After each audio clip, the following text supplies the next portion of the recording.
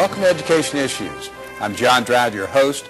Each week, ICN6 and ICN Incorporated provide a program of special interest on education for our citizens of Northern Kentucky. And part of my role is to select topics and invite guests to appear in our program. And today we have a very special program, initiative at Northern Kentucky University, another one of the innovative approaches by Dr.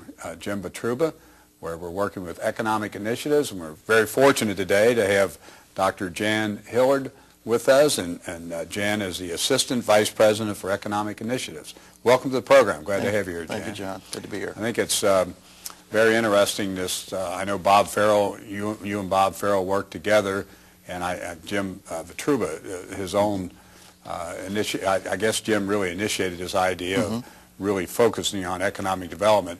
One of the things Northern has done under his leadership, they've had a great relationship with the business community, and it certainly has benefited our Northern Kentucky business community as well as the university. But before we talk about your work at NKU, I'd like for you to give a little bit about your background and share that with our audience. Sure, be glad to. I grew up in Cincinnati and went to Hanover College down in Madison, Indiana, Hanover, Indiana. Beautiful place. Great place to be, wonderful place to get a liberal arts education. Came back to Cincinnati and went to the University of Cincinnati, where I did my graduate work in political science. And in 1980, I left Cincinnati for the University of Wisconsin River Falls, which is one of the 11 comprehensive campuses, much like NKU, on the edge of the Twin Cities of Minneapolis, St. Paul, in far western Wisconsin. Spent 23 years there as a faculty member, as an associate dean, and then finally as associate provost, working a lot with the business community and with outreach. Came back to Cincinnati in 2003 to be the academic dean at UC Claremont. Spent 2 years there, and then started to learn about this new office that was forming at NKU and the president's vision. Got interested and enticed, and here I am. And so really you have a good background in education as well as business, and so the idea of outreach, I think, is particularly important for this particular position. Yes. You mentioned Bob Farrell, who is my partner in this office, and Bob brings 50 years of private sector business experience. And our idea was to kind of marry up some expertise in the business world with some expertise in higher education so that we had both of those bases covered and we could provide an effective service. So this office for economic initiatives, what was the theory behind creating this office when you talked with Jon Draud about his vision? Well, as you know, Dr. Draud has a very important and powerful vision of regional stewardship, which is shared across campus. And regional stewardship extends to lots of different areas that connect with our quality of life in Northern Kentucky. As you know, effective schools and effective government, nonprofits, livable cities, and economic competitiveness is really a centerpiece element of all of those things. Obviously, when we have good jobs and good economic opportunities, communities thrive. And so his idea was to build something that would really begin to take the university's assets, both intellectual assets, faculty work, student assets, and student work, and really deliver those out to the business community in some ways that would make a difference. Looking not only at best practice, but trying to go beyond a little bit and to embrace the idea of innovation inside of the university to help build an innovative region. So part of the initiative is to help create a better quality of life for all the region. And as you indicated, this regional stewardship, actually Dr. Draud has received a lot of national recognition for that concept. Yes, he has. And so the theory is to take the resources and the brain intellectual power we have and help create a better lifestyle for everybody in the region. Exactly, exactly, and really leverage those assets for a greater good, if you will. And as you mentioned, the president has been on the leading edge of this nationally. He has a vision of a regional university of the 21st century, which obviously we're not a research university with lots of basic research, but we are also, in addition to being a good teaching university, a university that's beginning to focus on the application and implementation of technology. And so we are breaking some new ground in that we are finding ourselves a purpose and a mission to be a university that is has some research orientation, a strong teaching orientation, but can also deliver benefits via the application of tools and technologies. And that's really a space that I think that Northern Kentucky University can be distinguished for, and that's our hope in bringing value back to the region. So part of your strategies of your office is this technology approach, or are there other economic strategies that are emanating from your office, I guess, would blend with the philosophy of NKU? Yes, very much so. We certainly want to complement all of our intellectual and talent assets as they reside in faculty and students out in the various colleges, in our institutes, which are making a difference in the community. And our strategy is really twofold. One, it is to focus on the implementation of technology. We believe that there are lots of technologies out there and lots of tools, but oftentimes they're not fully utilized. And to achieve the full value of those and to promote business growth and development, we want to focus on a set of technologies that really drive and enable and accelerate business growth. And so we're focused on those. Many of those connect back to our colleges. The new College of Informatics, for example, gives us some very distinguishing resources that we can bring to accelerating business growth. That college brought George Bush to our campus. Yes, absolutely. Interesting. Absolutely. That would not have happened without the informatics college. And lots of opportunities for jobs in the 21st century, I think, are going to be connected to informatics and healthcare, and looking at how to effectively provide services in a whole variety of ways in both the public and private sectors, and really bringing technology to bear in places like in public education where it can make a difference. Well, your background in academics, I'm assuming you find this very interesting, because a lot of times the academic people and the business people have conflicts with each other. Yes. And what you're really doing is taking both of these issues and utilizing their resources to help create this better place for everybody to live, which is rather unique. Well, we're trying to find that intersection between business and academe. And as you mentioned, in the past, universities have not always had the best track record at connecting with the business community. Right.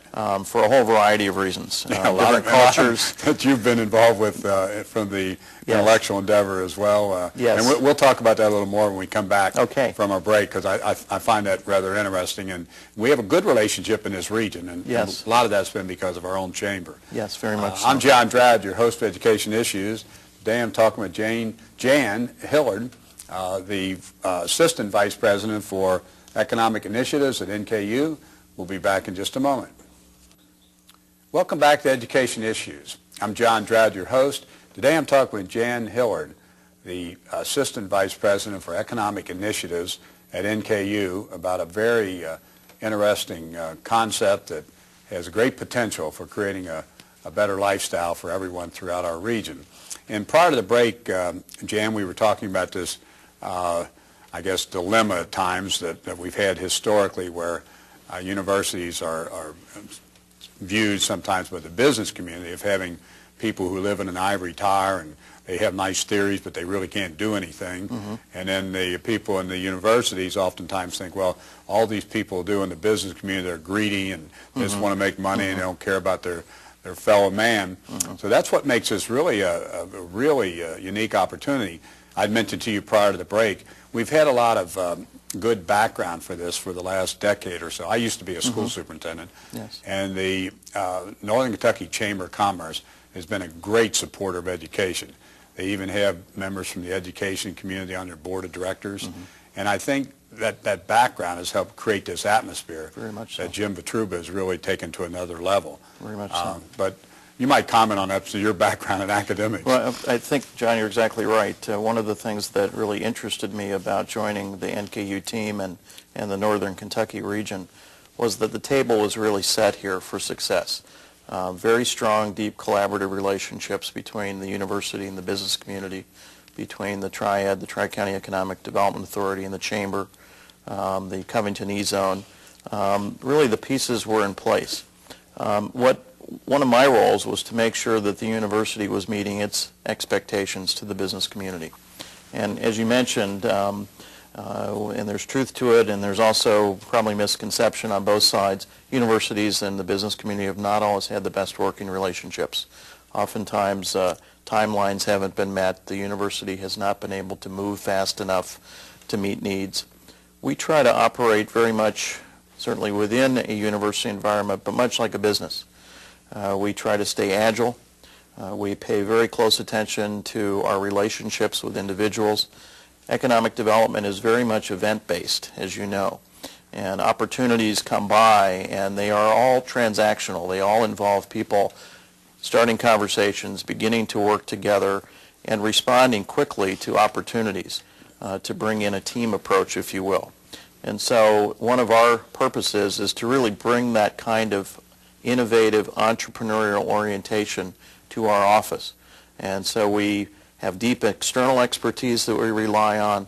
We have deep faculty contacts, and we really form almost like a SWAT team response, if you will, to opportunities that are presented to us, because they come in many different directions. And if you're not ready to act on those opportunities will be missed. Well, how do you work with, of course, as you mentioned, Triad? They've been very successful, and the E-Zone is, in recent years, has been very successful in helping small business.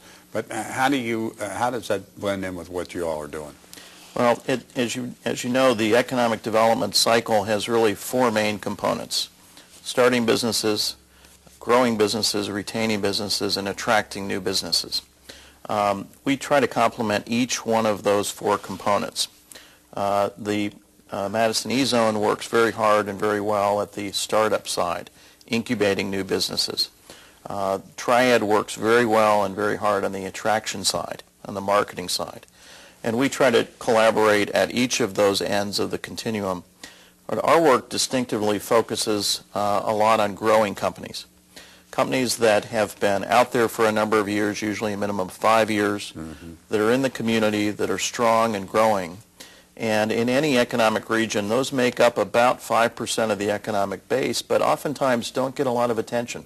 Yeah, I was going to make that point. I think that's a very good point you're making, because once you have a business that's in place, sometimes we neglect those businesses for attracting new business, and then we don't get the kind of growth we should out of the current business. Exactly. And the research would say, going back about 20 years now, in a variety of very strong regions throughout the country, that about 75 to 80% of the sustainable job growth and new investment is associated with that group of growing companies. A small group, but very strong group, that can benefit a lot from universities' work and solutions in these areas, particularly in looking at growth drivers.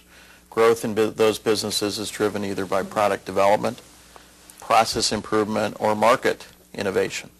And so we are developing a set of solutions in each of those three categories that will help address those growing businesses to accelerate and sustain their growth even further.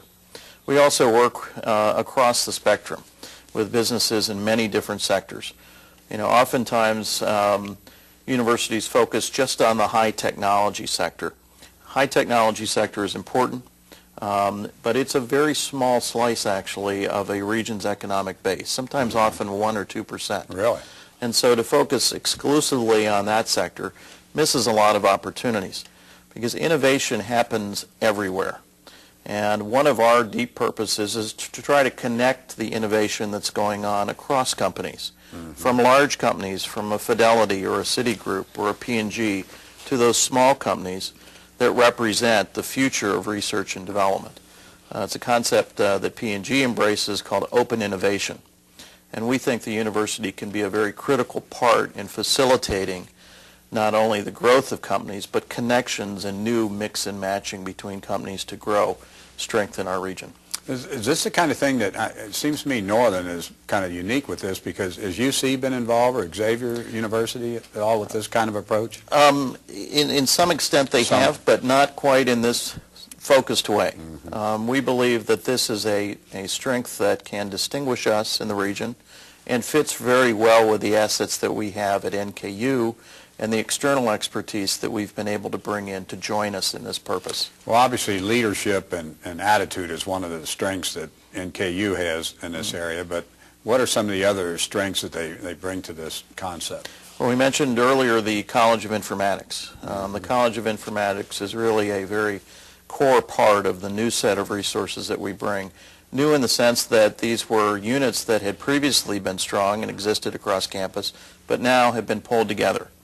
Business informatics, computer science, communications, to try to get new synergies and energy going across those disciplines to develop growth drivers for our local businesses. That's an important resource.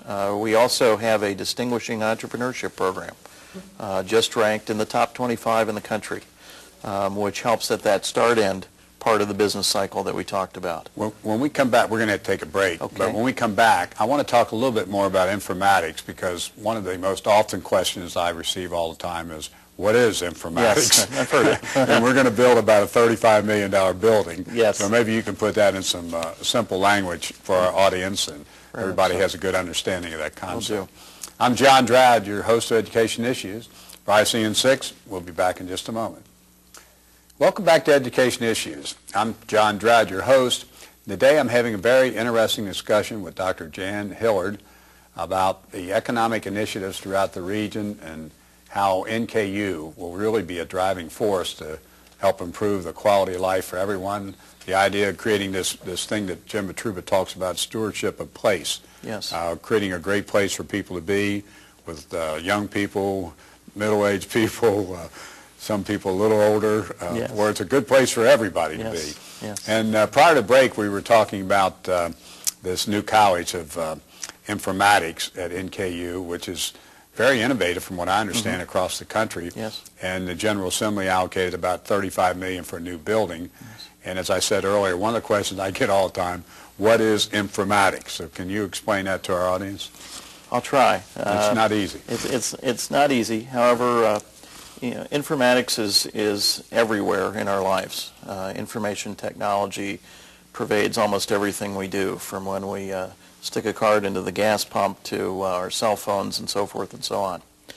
And what the university has done is to say, if we really want to make a difference in information technology and in terms of digital media, in terms of looking at healthcare, interoperability, new technologies, we really need to have a central place that brings together the core assets that are related to information technology, so that we get the kind of interdisciplinary synergies that really carry the day. If you look back and you look at developing technologies, whether it's biotechnology or nanotechnology, and many of these new technologies, they usually are associated with universities who kind of took the next step, thought differently, said, what assets do we have? How do we bring them out of their silos and begin to connect in ways? Because, as you know, in the real world, we don't think in terms of departments or disciplines.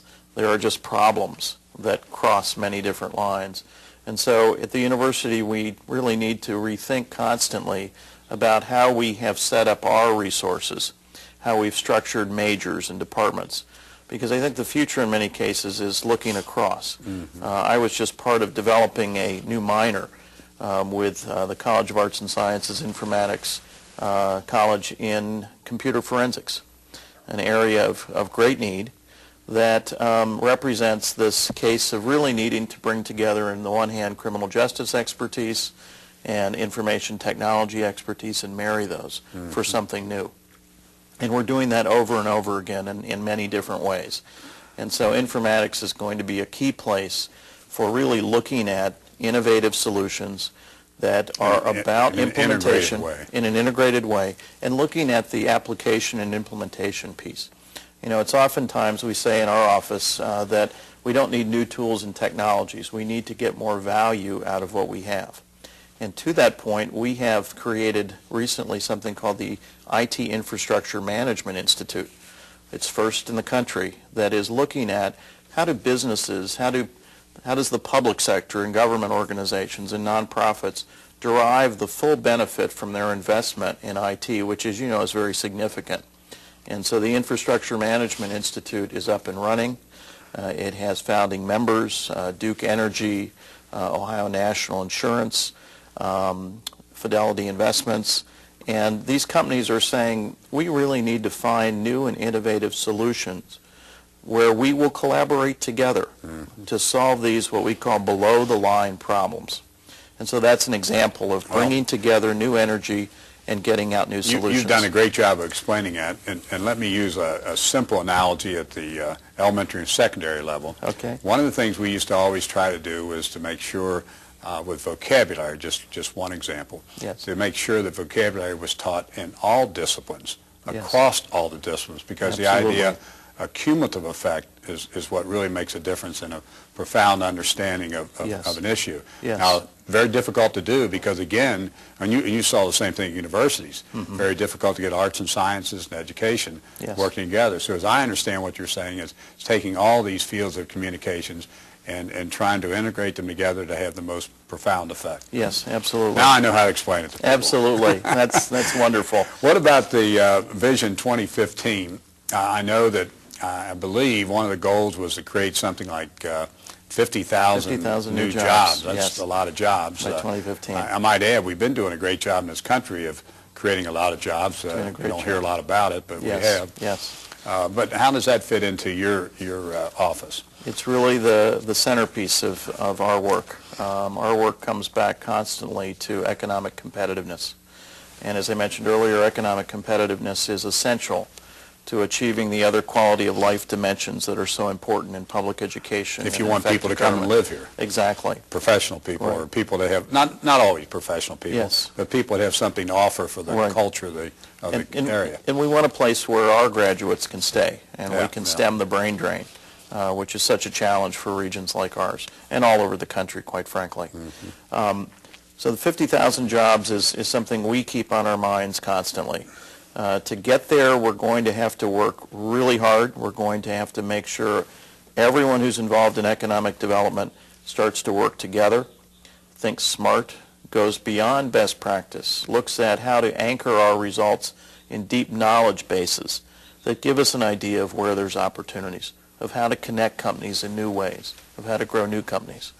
It will require some very innovative thinking about how the university can take a very active part in growing some new technologies.